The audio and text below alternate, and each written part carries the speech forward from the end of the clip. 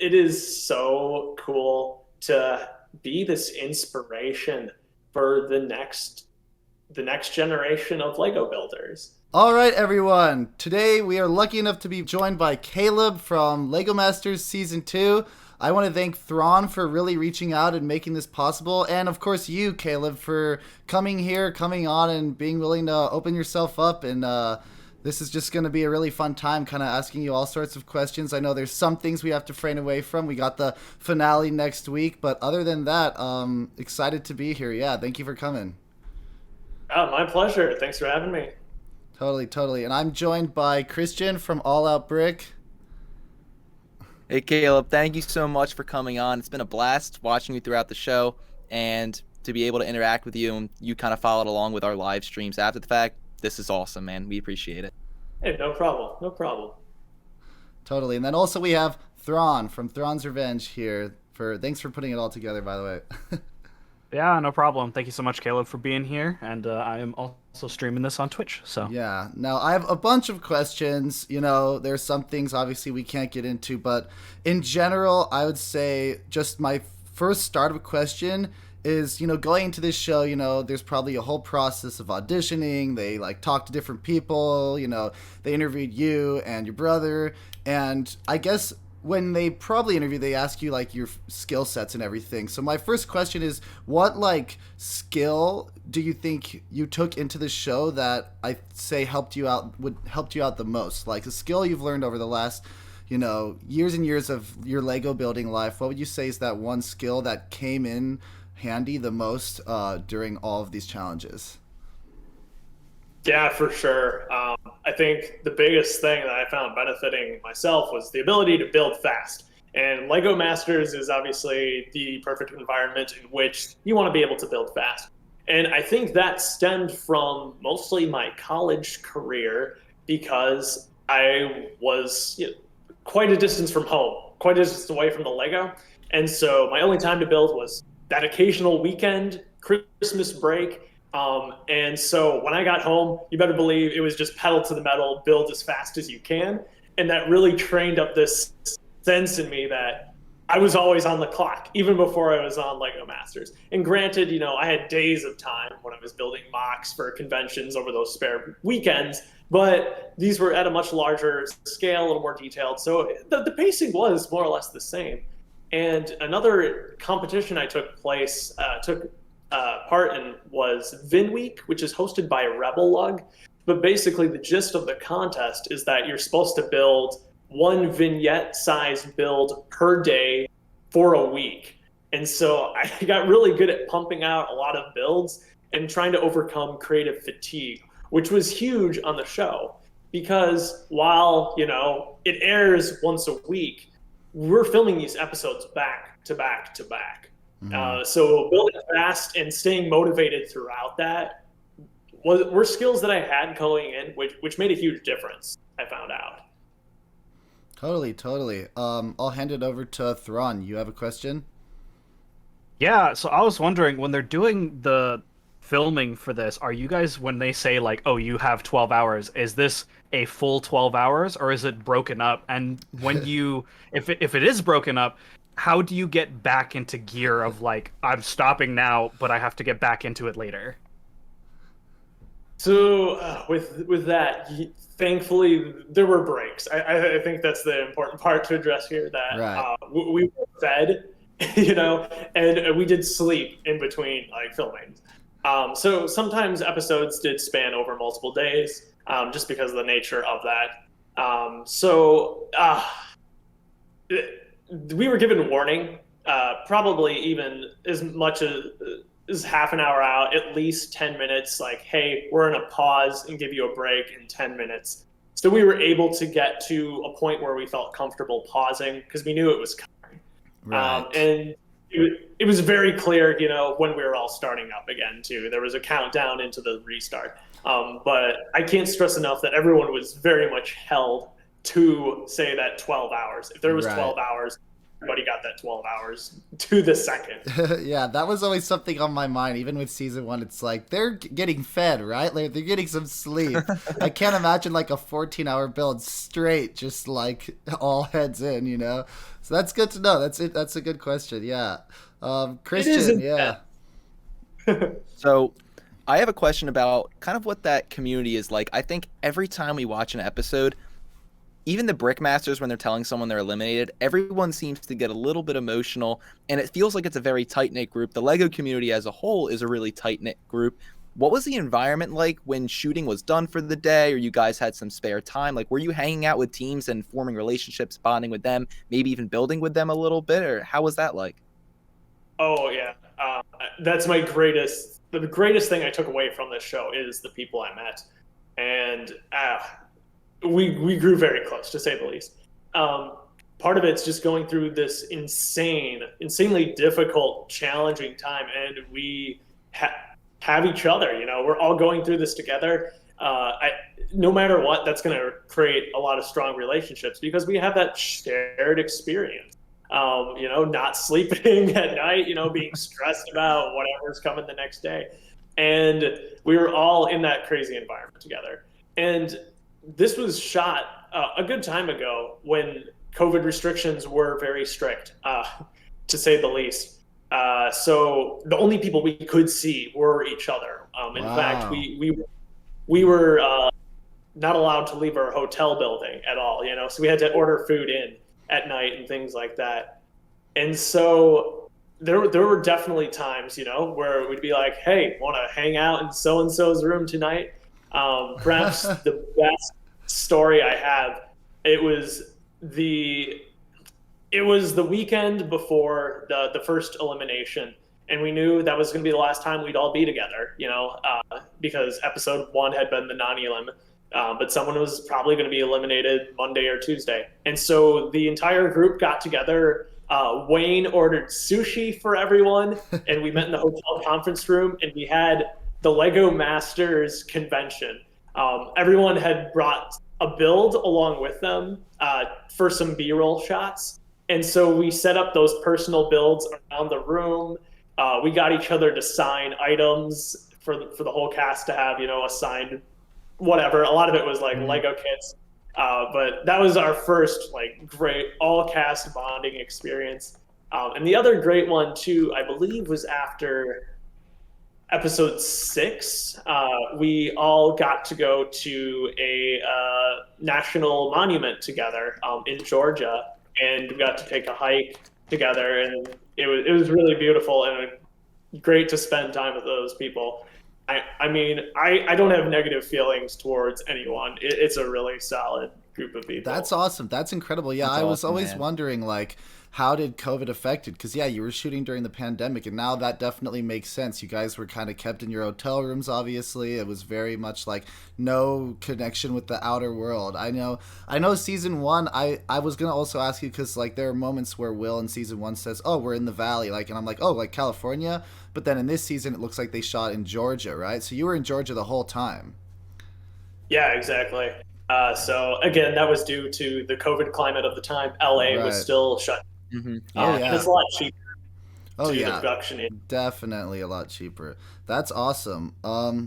Cool. Yeah, it's great to know too that like you guys had more of that bonding. Like I'll definitely say between you guys and like Mark and Steven, that like friendly competition you like constantly were working on there. Like now I see so much more that like, yeah, because you guys are probably hanging out every other night and watching movies together, playing games together, like all that stuff. So that's like really interesting to know that like underlying like subtext that you guys were all just, everyone was just very close. So I'm sure it was even worse to see anyone go, because it's like, oh man, like we're gonna lose another person from the friend group. Yeah, and you know we're scattered all across the country too. You know, we've got people from California, we've got people in Atlanta, and then you know I'm from Minnesota. And so you don't know when you're going to see these people again. And obviously, we're all trying to make conventions and stuff, but it's never going to work for everybody. I don't know if we'll all ever be in the same room again. And so it was hard, yeah, because you know it's at least going to be a few months, and you know emotions are crazy at the time. Yeah, Like I'm we're all sure. under so much Yeah. pressure, and so it was pretty easy to just like, you know, Yeah. actually like, Imagine. It's it like was, it's it like was, it's like a very long summer camp, but like Lego. Like that's insane. That's awesome. What am I? So my next question is: so I first asked like what skill taking into the show. Now after the experience of being on Lego Masters, what have you come away from that you'd say you definitely benefited from, and it's only enhanced your Lego building? yeah. The big thing, of course, and I think this is going to be the same for a lot of people who come off the show, is just the use of color. And because they pressure they really stress that on the show. They want your builds to be vibrant and fun to look at. And as a person who typically has done a lot of like gray castles, I think that was a good wake up call for me. And I think even more importantly, though, was just uh, go. Amy and Jamie really encouraged Jacob and I especially to be imaginative with our builds. Be ridiculous almost. I think back to our castle build from this past week. It was a ridiculous story, but it was so much fun, and it's a fun short story to share with people. It's something you can go show at a convention, and people are going to laugh as they pass by because they can see what's happening. And I love that idea that your builds can convey emotion and some universal quality to it, that transcends language. And I think that's something that Lego Masters taught us that we should embrace a little more. Just go nuts, share something funny, something full of life, full of color, and it's going to bring a lot of joy to people. That's awesome. Nice. Yeah, whenever I talk with Thrawn and Christian, like post our little live shows, it's like, yeah, we just love your guys' ability to tell stories. You came into it and then came out just with like those incredible stories. Like, yeah, with the most recent castle that you guys did, just the story you're telling with the collapsing bridge and the fishermen and like just everything that you can see going on. It's like you're watching a little movie almost. So yeah, that's also just what a skill to be able to have honed in on. And I mean, that's like incredibly beneficial to, I think, be put under the strict guidelines, and the remarks that the judges made really helped further your guys' abilities. And yeah, that's awesome to know you walked away with that for sure. Yeah, I liked what you said, just go all out, go crazy, and see where it goes from there. Yeah, for sure. Thrawn, you can go ahead, ask the next. So my question, after the show, would you say that your contact with the other contestants is still like really solid? Like, are you guys constantly talking to each other on internet or like Messenger or something? And as you guys both move forward as like all of you as builders, how would you see like continued interactions with y'all? I mean, our contact is constant. I just before I came on here, I was on Moto's stream for a few minutes, Oh, and awesome. there were Nice. there was 9 other of the contestants hanging out there, and they do that every Saturday. And I've told this story many times. But we have a 24-person group chat on Telegram, and every day there's at least 50 messages in that group chat. Wow, that's great.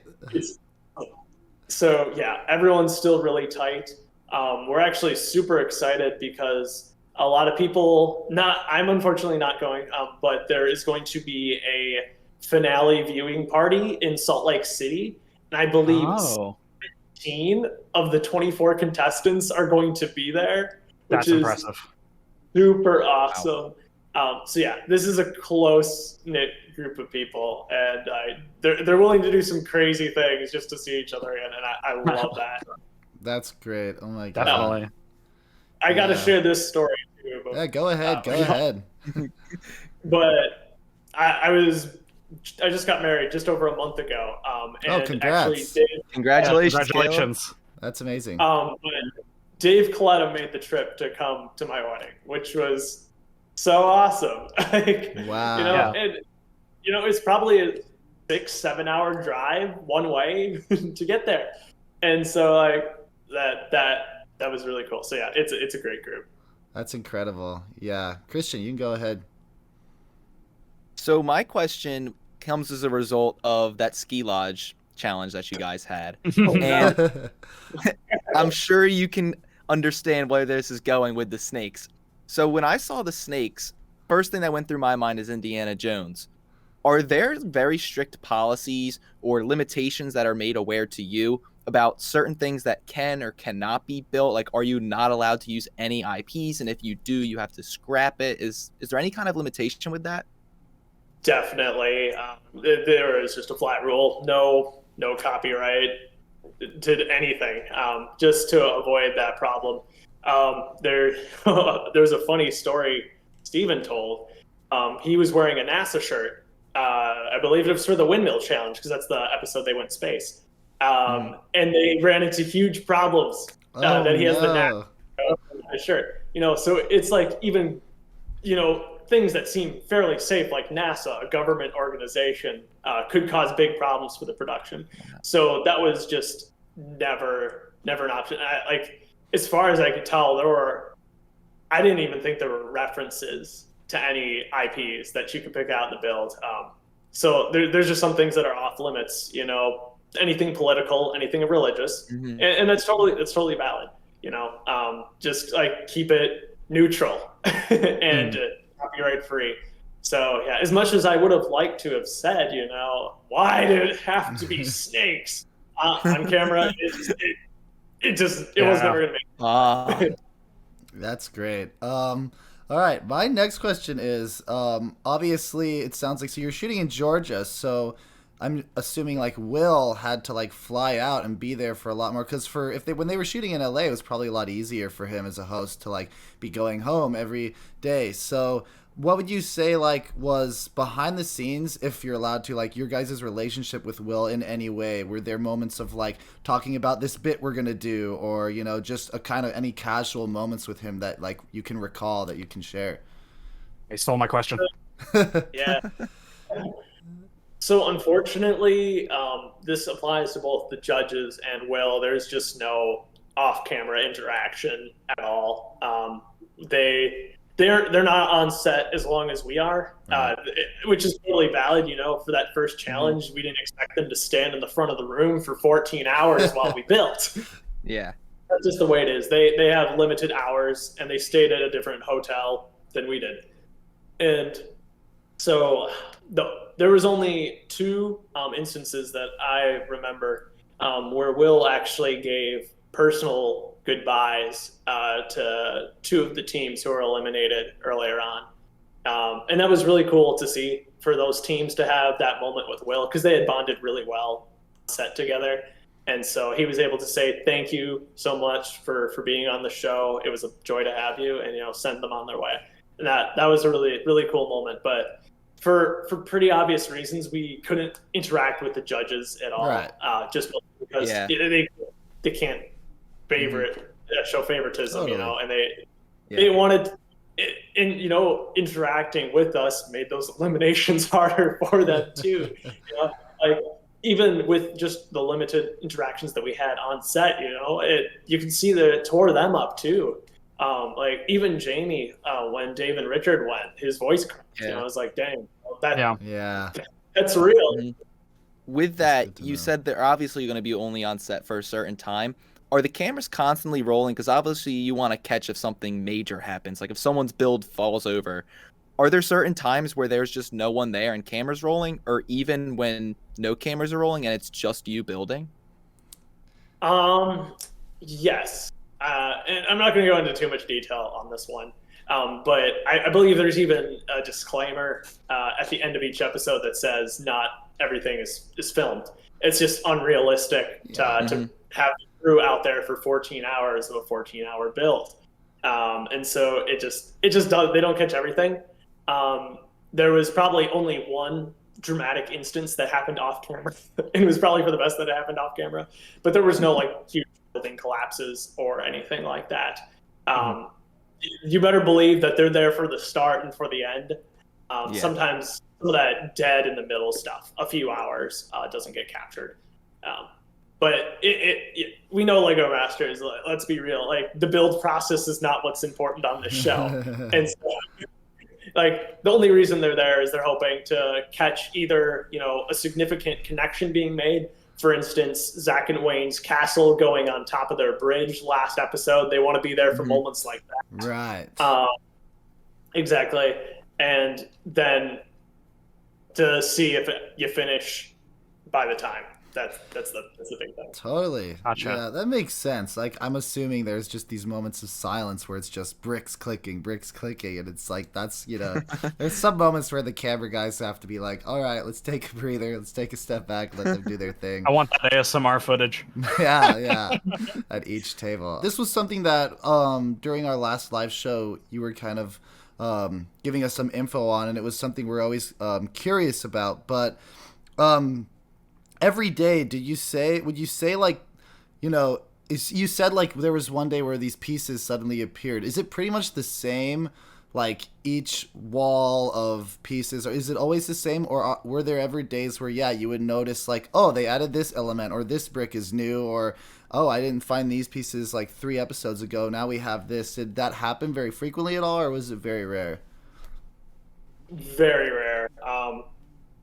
Excuse me.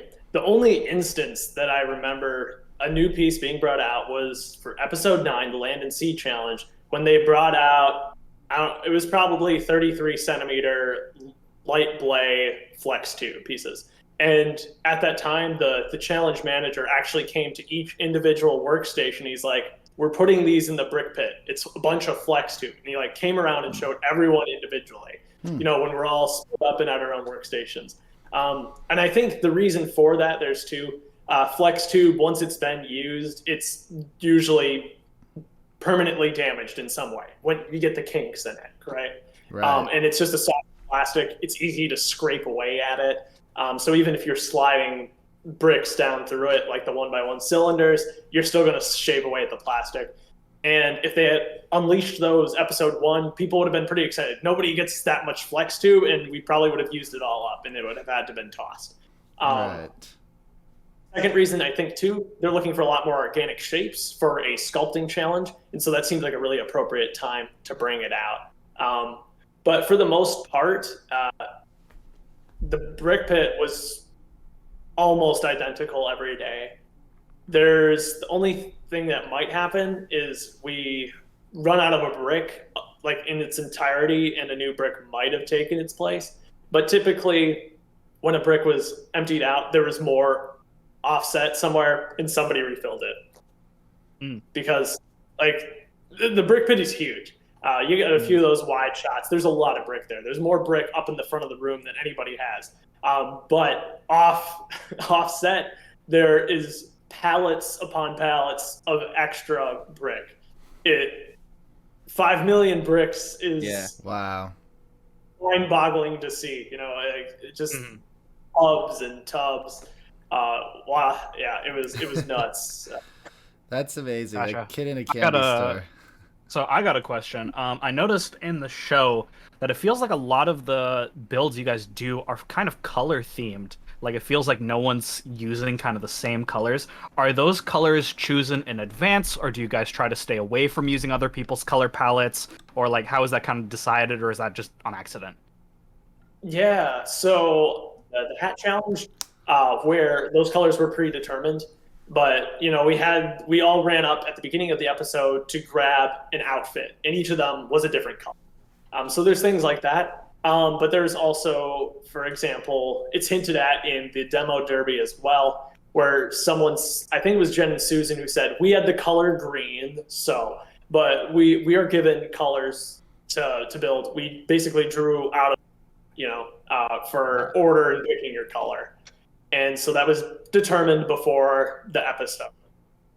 And the reason for that is just so you can tell, like, hey, so-and-so have the brown car, or so-and-so have this. It makes it when they're driving around, it makes it a little more easy to distinguish. Any other instances of color, I think were just us trying to make something unique. I don't know, would there be any other? Probably not. I think we all kind of just lucked out in the Land and Sea Challenge that there was a lot of unique colors going on there, because you have the green of Wayne's crocodile, orange of the lionfish, red lobster, blue chameleon.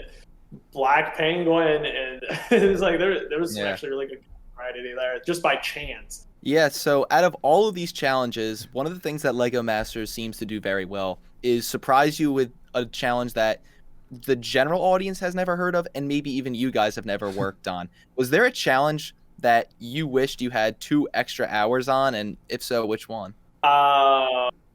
There's two challenges that come to mind. So episode 10's Flip My Block. There was some struggling there. I don't know if 2 hours could have even saved that build, but I like to think it would have. And the other one too that was really, really hard was the Make and Shake, the Earthquake shake plate. Just 8 hours to build such an enormous structure was such a crazy task. I really think that should have been a 10-hour build because I was not happy with how ours ended up looking because we spent so much time trying to design this weird tire technique, and we were just slapping on details at the end. We really did not like how that build looked, and we thought that we might get sent home right away there, but thankfully we pulled through. But yeah, those are some challenges I would have liked to have seen some more time. Yeah, that one definitely seemed like everyone kind of used more time. I mean, you described how you guys were so focused on your system, and I believe it was Moto and Paris who was so enveloped in their Technic structure that they basically just put plates on the outside. It kind of seemed like every team coming out of that challenge was like, we kind of needed a little bit more. No. Yeah, that was a struggle. Yeah, way to stress this out, like from the get-go. It's episode 3, and that was episode 4, but we're still wait, episode 3. I know what's going on. But anyway, yeah, we were all sweating bullets. That was a little too short of a time. What build on the show would you say was the furthest out of your wheelhouse as far as what you and your brother are usually used to working on? What was the challenge that you would say was the most complicated, the most different from things outside of the show that you've built before that really kind of stretched the boundaries for you guys?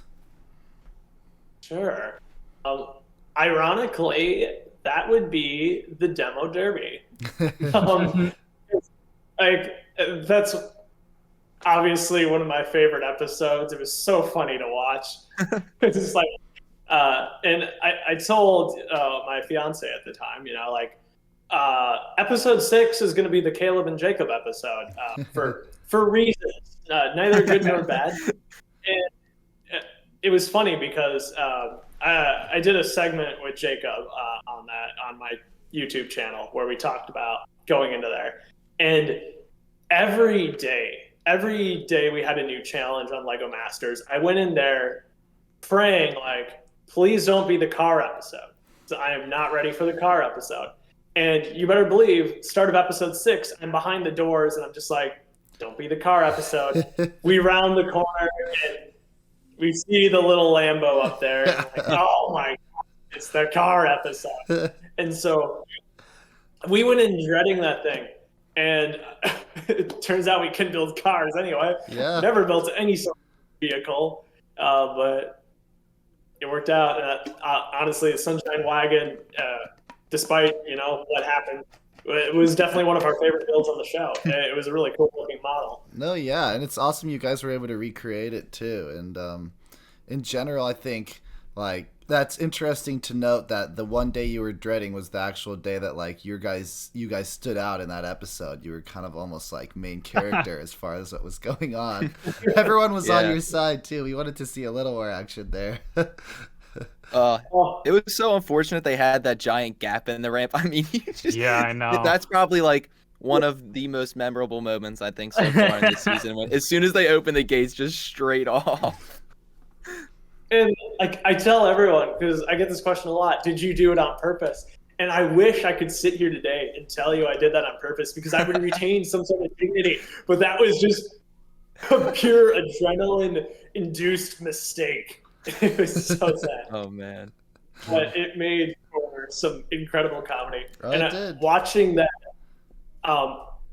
episode, it was the first episode I saw with my fiance at the time. And I made the trip. I drove 150 miles that day. I'm like, we got to see this episode. And I wasn't even feeling all that good. but like she's just like, oh my gosh, she's in shock, and I'm just cackling because I of course know what happens. But it's very entertaining, and I loved reading just the comments on that episode because it was so positive. It was just like, did you see the sunshine wagon? Yeah. So when you guys are deciding on the tablets what your rough design is, do you already have visioned roughly the parts you're going to use, or when you go up to the brick bins, do you kind of get a sense of which direction it's going to go based off of what you see first, or like how do you categorize in your mind taking this larger than life structure that you plan to make and then executing it in the time you have? Sure. So like the brick pit is obviously huge. There's a lot of variety in there, but it's not the typical palette of parts that I would work with. I mean, everybody on the show is much more a detail-oriented sort of person. We're looking at a lot more smaller parts, minifigure accessories, for example. But that's not something you're going to find in the brick pit, because the purpose of the brick pit is to try to get you to build as big as possible for TV. So you're looking at a lot more of your standard 2x4s. The plate selection was incredible. Every color of 1x1s ever produced pretty much was up there, which is really awesome. But again, there's only so much you can do with 1x1 plates. So those first few episodes, they were hard, just because I didn't know what to expect to be out there. And even some of the parts that were in season 1 did not seem to be out on the floor of season 2. But we also had more parts than season 1. I think the most notable change that we get a lot of smack talk from the season 1 builders for is we had dots elements. So that was Amy's contribution to set, of course, but we had the 1x1 quarter tiles and things like that, which were super fun. And you can see them utilized in every episode. Somebody pulled those out because they're great detail parts. But that's about as small as you got. So it took a few episodes to learn like where things were, first of all, because we didn't get time off camera to go and look where things were. You had to learn that while the show was being filmed. But eventually, you figure out the palette, you figure out what's at your disposal. And so that second half, I think it became a lot easier to determine like, hey, I know exactly what this part could be, and I know where to find it. I'm always wondering this because I'm like in the industry out here in California. I know kind of how reality television is made. If you're allowed to answer, my question is, do most of these interviews, right? The interviews that you guys have set up, which kind of help like narrate the episodes. That's how these TV shows are sort of made. Do most of them happen after each episode, or is it really at the end of the season that you guys have those interviews set up? So that schedule worked that it wasn't just all at once. It happened throughout the production. Okay. Typically, it would be after the filming of 2 episodes, we would do the trailer interview. Yeah, that's cool. That's good to know. It's always interesting to me because I'm sure for you it's like that all that drama and all that stuff that goes on during the episodes, having to look back on that and then like narrate, like think back at what was it like during those moments, what was going through my head, because that's how they do these shows. It's like when something breaks, you go and they get that in the interview later on. Like that must be fun to do too. I'm sure like being able to sit there and like kind of just let it all out. Yeah, oh, definitely. It was always funny what came out, especially with my brother, in the interviews. There was times he was savage. Holy crap. He was. Yeah, it was fun. Maybe I shouldn't say fun, but it was good to have some space sometimes in between events before you recap it. The Sunshine Wagon is a prime example because in that moment, I was pissed, at myself. I remember I ran up and I kicked like a cement block. I almost broke my toe, and there's a scuff mark on the bottom of my shoe for the rest of the season because I was so furious at myself. But you kind of don't. They glossed over that because I was able to, a few days later, I knew everything was fine, and so it just. it was good to have that because really this show they want to paint everyone in the best possible way, and I really do appreciate that about the production, that they do have everyone's best interest at heart. Like, yeah, there's drama, and they're gonna play up those moments, of course, but the edit, I mean, especially for my brother and I, has been so favorable. And it's been really a joy to watch, and I have no complaints. And I'm really grateful for all that work that has gone into the post process to cut some of the awkward crap that we say and replace it with actually good lines. And so it means a lot. And yeah, it was good. They really did good by us. In the time between when you found out you were going to be casted for season 2 and the start of filming, did you guys look back on any season 1 challenges and say, hey, we should come up with ideas for if something like this gets thrown at us, or we should develop more of this style of building in case something like that comes up? Or did you guys just go in with what you had knowing and didn't really practice based on what you saw in season 1?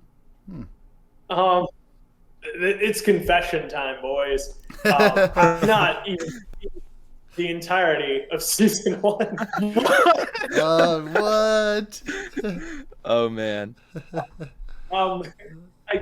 I came into the show probably at episode 8, I want to say, and I had seen episodes 1 and 2, but like some of the middle stuff, literally never seen. Wow. But thankfully, along with us on set, was the encyclopedia of Lego Masters, Moto himself. And so he was always keeping us up to date on what challenges were happening in Australia or anywhere else. It's just like, this might happen here, this might happen here. So, like, at least when we were on set, we kind of knew what might be happening. But as far as preparing for the show, my brother and I pretty much just went in with what we had. I think it's important to know, though, my brother had not built in at least 7 years before his time on Lego Masters. Wow. And, like, the dude can build. You can tell that from episode 9. He built. Yeah. But I must confess, too, that, that was a really stressful episode for me because I had no idea if he could build on his own. Because our dynamic up till that point had been like, Caleb, what should I build? I'll like recreate this thing, and he'd be like, got it. And it was a great exercise in trust, just because from that point on, I was like, this man can hold his own. I don't need to baby him. It's like, he can build. Definitely. I don't know where he picked it up from. He didn't build like since he was like 30 years old. It was amazing.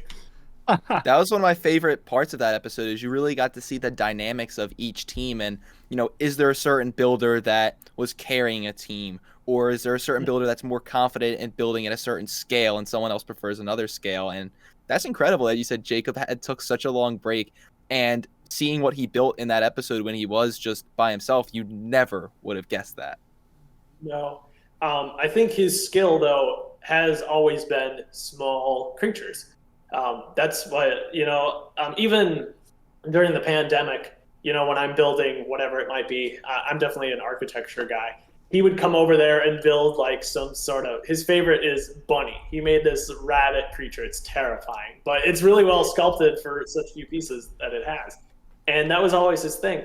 And we even joked after the show that lobster was the largest thing he had ever built by himself in his entire life. Wow. so, like, I know he had the pieces, he had those organic shaping skills, but never had he put it into something of that scale by himself. And so I think he was really proud of what he was able to do. He did not expect himself to be able to do that. But there's that segment with Will where he's just like, I don't care what Caleb's doing. I'm vibing over here. I enjoy being by myself. And so you can tell he's like, wow, this is actually working. I have a lot of confidence in this, and I can build. And I'm like, oh, my brother can build. It was a good moment for both of us. Yeah. And I think that's what brought along the success of our castle build, for instance, because Jacob built the bottom foundation. The engineering part was all him, and I built the castle. And they went together perfectly. We just did our own thing. Nobody. We said, we had some planning, like, hey, leave this much space for me, but I trust you. build your own thing. And he came up with the fish. He came up with the joust.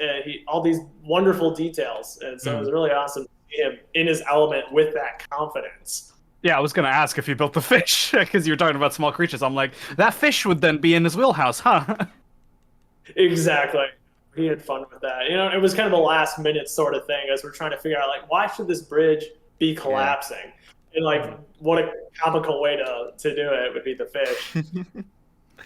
Gotcha. Another question I have is, what part do you wish they had available that you didn't have or weren't able to use? I knew the answer to this question at some point when I was on set, looking for it. What was it? I think one thing that always disappointed me is that we had actually less of a minifigure selection than season 1. Because I am working my way through season 1 in its entirety. Yeah. Finally.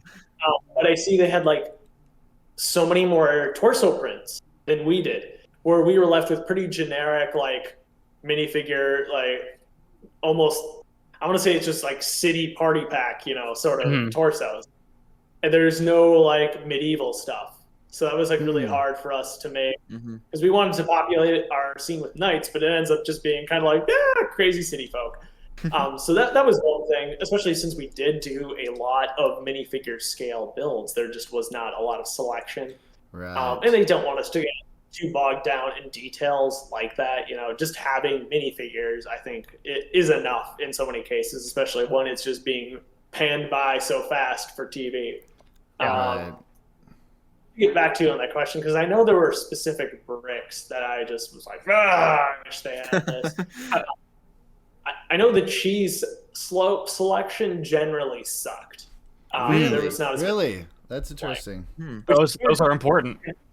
Yeah, and they had every color of 1x1 plate, which is weird, but nowhere near that selection in the cheese slopes. And I love cheese slopes. Who doesn't love cheese slopes? Yeah. You use in every comes in every set ever produced. I swear. Like find a set without a cheese slope. Yeah. I dare you. Even a set that didn't have any will have an extra one in there for the extra parts that they toss. Yeah.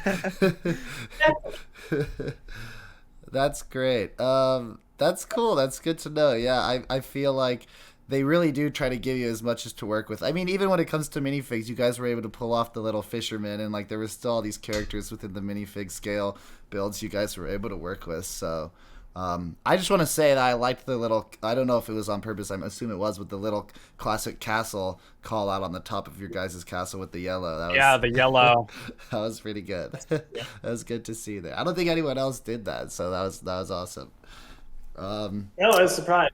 We might see an all yellow castle for that episode, and I'm sure Jamie would have freaked out over it, but we didn't. I definitely thought Mark and Steven might do that, but I think the white was a more interesting choice for them. Totally. Cool. So we've been going for about 45 minutes here. I have one kind of like final big question, but is there anything else, Thrawn or Christian, off the top of your guys' head, something you want to get out there? Another question or two? Yeah, I got one. What's a challenge you would like to see next year? Like some sort of idea that you have that you think would be really interesting to see on screen?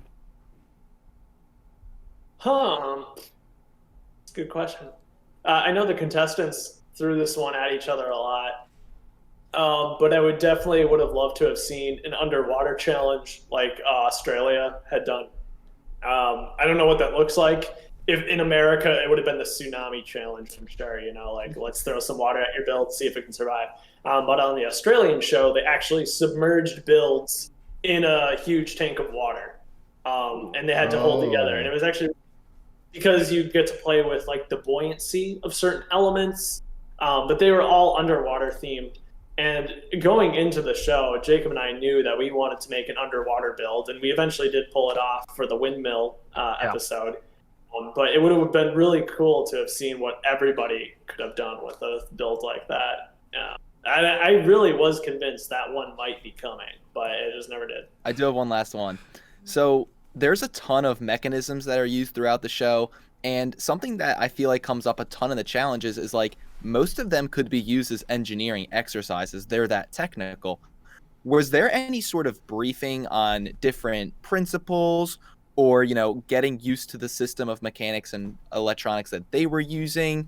Because just sitting at home as an engineer myself, I would sit there and think like, here's how I would tackle this challenge for stability or for this or that. And it seemed like all the teams were like really in line with those principles. Are Lego Masters just fantastic engineers, or is there a sense of like, or a little bit of direction on how you should format some things? No. The short answer is no. There was we were shocked going into season 2 at how engineering based it was, because season 1 was very much an artistic show, and so I think that's definitely what we expected. And episode 1, we had to incorporate motion into our build, and that's fine.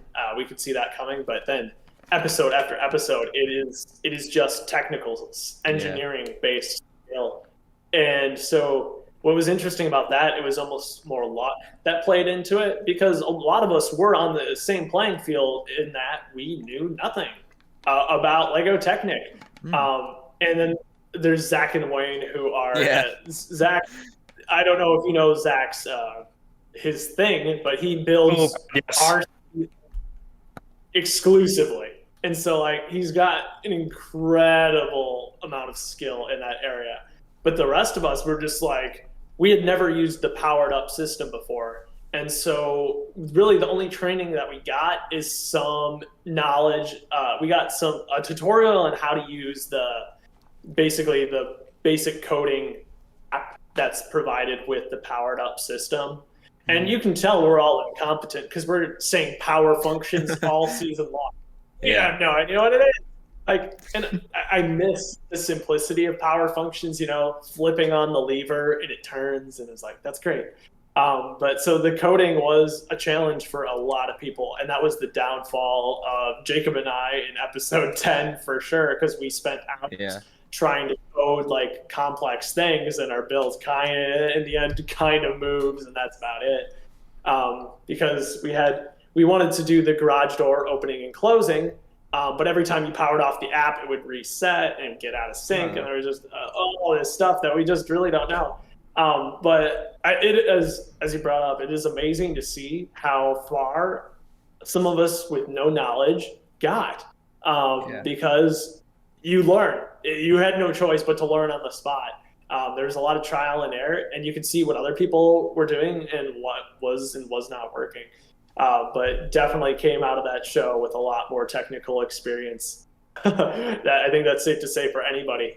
Even Zach himself, the expert, is experimenting and learning new things, and it was cool to see. Awesome. I am good. You answered all my questions, man. Yeah, honestly, I got a lot more out of this too. I liked to hear about the fact that like just with given COVID protocols and everything, you guys were very close together, and it was just like the community is still running large. It's awesome to know Dave like made it to your wedding. Like that's so cool to know these little details of the behind the scenes kind of camaraderie that comes with a show like this.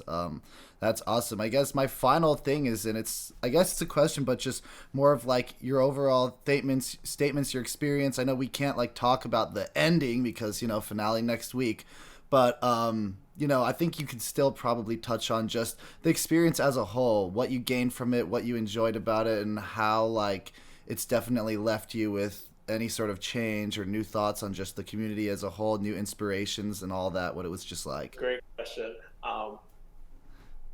I think you can tell from my dorky smile throughout the entirety of the show so far that I'm having a very good time. Lego Masters was a dream come true. It's the collision of my worlds, because I work in video production and I am the diehard Lego fan. And to be in that space was truly incredible. And I couldn't have asked for something more amazing to happen. It really came out of nowhere. It's not something that you expect to happen to you.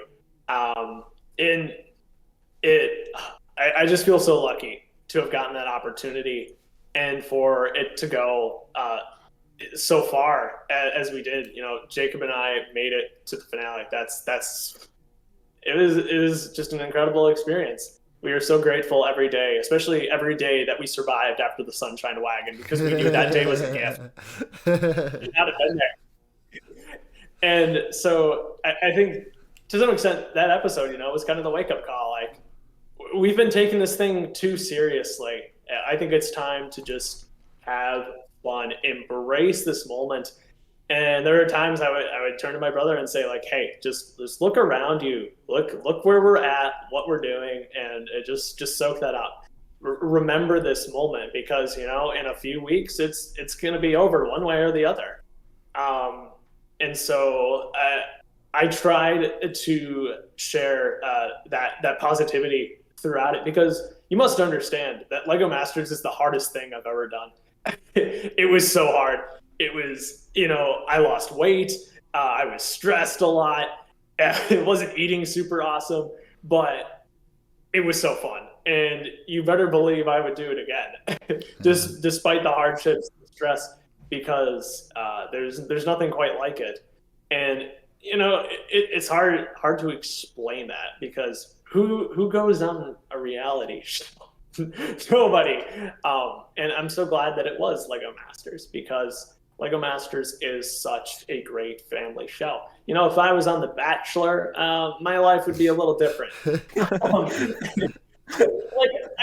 I feel pretty good about my time on Lego Masters. One of the greatest joys of my post-show experience has been talking to my #1 fans, who are children under the age of 12. And it is so cool to be this inspiration for the next generation of Lego builders, because Lego has obviously been such an important part of my life. Lego has always been a part of my life, and it's done amazing things for me, between these contests and meeting these wonderful people, and forming this relationship with my twin brother. Just because, to be totally honest, we don't have a whole lot in common. He's the math guy, I'm the arts guy, and we butt heads a lot. But Lego has been that common ground that we've always had. And as we went off to start our lives separately, he's moved, he's got a job in actuarial science. I'm married, I've moved out with my wife, and what a way to end our time together, on TV, on Lego Masters, doing that one thing that we love. I think that is really, really epic, because nobody else gets that, I don't know. It makes me giddy thinking about all of it. It was great. It was wonderful to be a part of. So happy to have taken my brother with me. So yeah, that was probably way too gushy. That was incredible. No, that was awesome, That's great. Yeah, that was That's a great perfect. insight. That was amazing. That's awesome to know that that's what you were able to walk away with, True. It's really important to remember that while there is a lot of adults that absolutely love Lego, it is almost in a way our responsibility to pass on the torch, keep the flame alive, all that. That's amazing. Caleb, thank you so much for having the time and making the time to come on here and have this interview. I think I can speak for all of us when I say we're so excited to see what you yourself are going to do in the future with Lego, and to see this finale coming out. We're just super stoked, and congrats on getting on the show and in general, and thanks for being here. Thanks for being here for this interview. It was amazing. Thank you, guys. It's been so fun to watch your recaps all this time. And so I'm glad I got to join you guys for once and talk about this too, because Totally. it's a really fun Yeah. story. Totally. Fun experience.